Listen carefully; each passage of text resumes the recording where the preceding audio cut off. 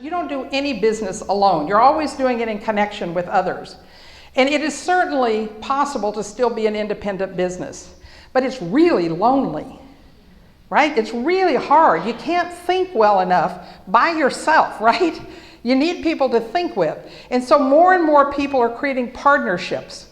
All right, that's a good thing. And we don't always take full advantage of that. But one of the things I'm very excited about is emerging, and at the same time I'm very worried, is co-ops. Now, doesn't that make you curious? Why would I be worried about co-ops? All right.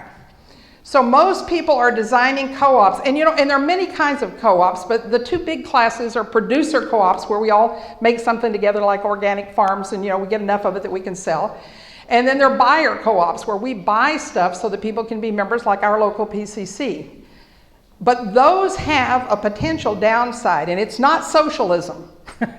Although you hear people say that, co-ops, aren't they socialism and not really capitalism? No, they could become that, but that's not the real concern I have. There are two concerns. One is they most often, this is the scary part, most often diminish entrepreneurship. Entrepreneurship gets easily lost in the idea of collaborating, and it doesn't have to. So I'm going to give you a couple of hints about how to do that. But the other downside that you have to design away from is that they often become what I call internal considering instead of external considering. So I work with a lot of co-ops, and what I watch is they get to thinking about each other. How do I support you? How do you support me? How do we get everybody working together? But they aren't really thinking about what is it they're producing in the world. So the new business model loses the potential of being able to bring the change that it is supposed to be. So I'm going to suggest two ideas that you have to add to really be a powerful co-op. And I'll give you a couple of examples of where we've done this, and it's really amazing when you watch it happen. You create one of two ways, or maybe both, that you add. One is making it a value-adding process co-op, or the other is making it a story of place-sourced co-op. All right, let me tell you what those are and give you a couple of examples.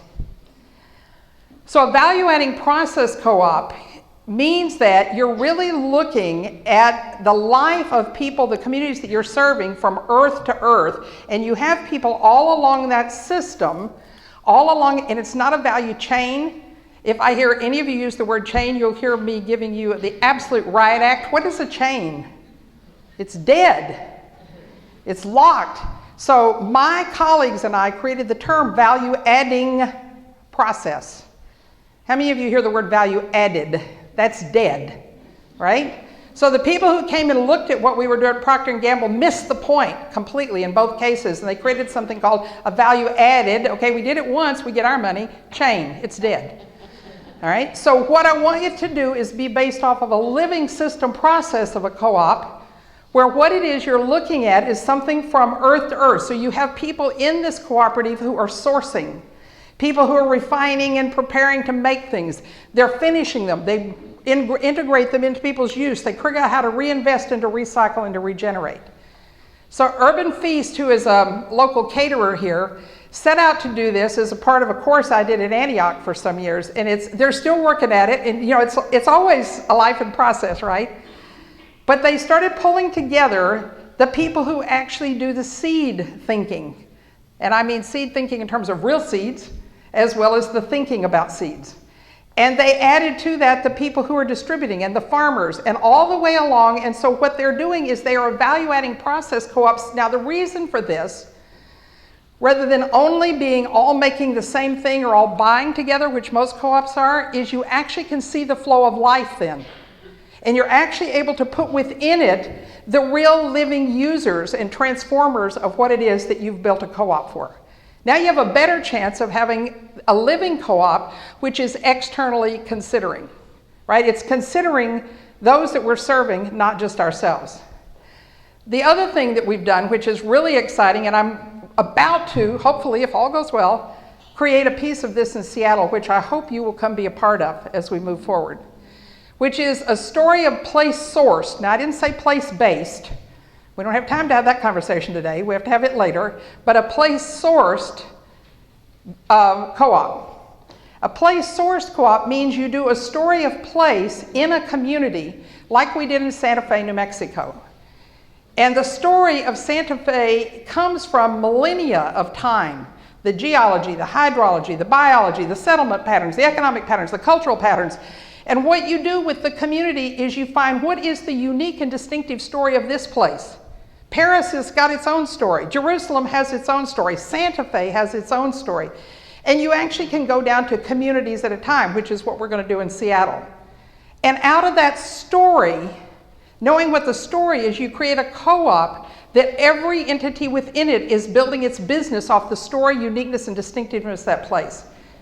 We did this in McAllen, Texas. Now McAllen sits right on the border. Half of the valley that it's on sits in Mexico and half in the US. But the people who live there do not feel like they are divided. In fact, the Essence work said they are non-apart. They're so non-apart that they send a bus to the border every day, and they pick up the children in Mexico who have terrible schools, they put them on the bus, they take them into their public schools, and people say, why would you do that? Doesn't it cost you money? And they say, they are our children. They created a set of co-ops which were designed to, after they looked at what non-apartness meant, they said, we don't like what fair trade is doing. Fair trade still makes them the other. And people work on certifying them, but we don't know them. We're counting. We are checking off a list, but we're not caring. So what we want to do is create a whole new way to go beyond fair trade and go into demonstrating in our community co-ops that could live what it would look like to care about those people that we're shipping to with the way we build. So they linked again to something bigger. So a story of place co-op is a whole different process. There's one other thing that the co-ops need to add because they become too easily internally driven, and they often also lose their own essence, which we started with. But one of the things that you can do, and I do this with every business, you should do it with your own business, but every co-op should do it, which is create something called global imperatives. Now I write about that a lot in the book and I tell a lot of stories, but let me give you a short version of it. Global imperatives are a description at a social level and a planetary level of the way things are going to go, so why the hell are you fighting it? It's when it's whole and healthy and complete, it's what we're going to go toward. Wholeness will win. And I know most days you don't think that. But it will win because there is an evolutionary track which we can only slow down for so long. Creating global imperatives like we did with Wages. Wages said, this is the Hispanic co-op of women house cleaners in San Francisco, said, one of the global imperatives, which is true, is health is isomorphic. Health is holographic, which meant it's in everything and there's no difference. So if you're cleaning with house cleaning products that make you sick, they're also making the earth sick. They're also making your business sick. The people who are making it are sick. It is in everything. And so you can find a global imperative that can guide you in a way that can become what I call nodal, getting very focused on something. So we had the co-ops, each of them, including the one in Santa Fe, including the ones in San Francisco, and hopefully the ones we're going to do here in Seattle, are building off of what it means to have global imperatives.